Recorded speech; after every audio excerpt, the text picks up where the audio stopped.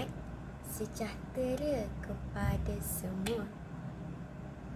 Hari ini saya nak cerita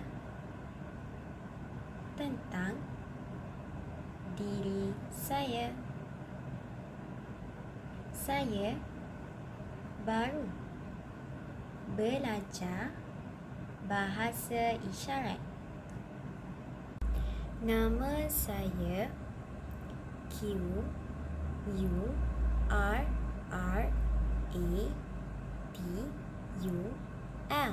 Qurratul.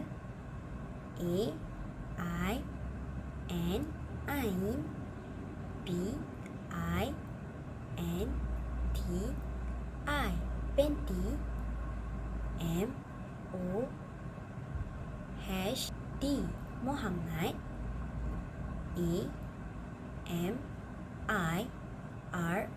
AMIRUZA Amirza.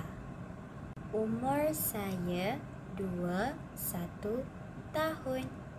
Ibu saya kerja guru. Nama ibu saya Nur. ELIZAINI.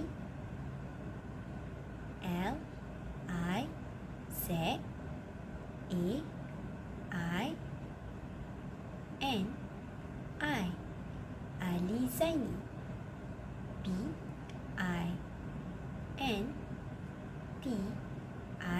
Binti.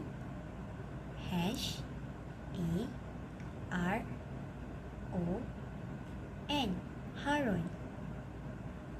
Umur ibu dan ayah saya 47 tahun. Saya anak pertama. Saya tiada kakak adik perempuan dan tiada abang adik lelaki kerana saya anak tunggal. Saya suka warna putih dan warna hijau. Saya berasal dari Kelantan. Sekarang ni saya belajar di UKM.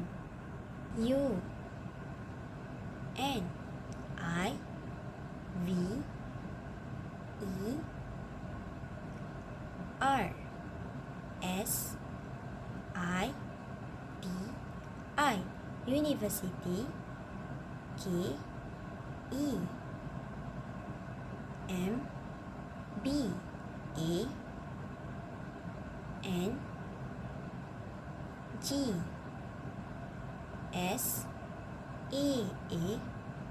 KEMBANGSAAN Kebangsaan. MALAYSIA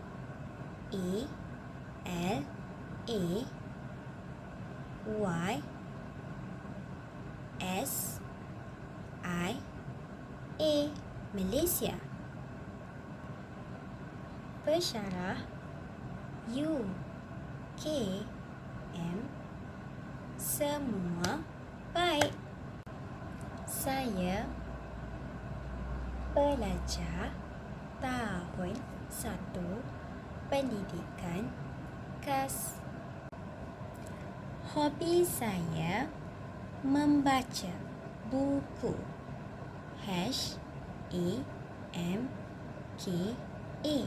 HAMKA. Itu sahaja dari saya. Jumpa lagi. Bye bye. Assalamualaikum.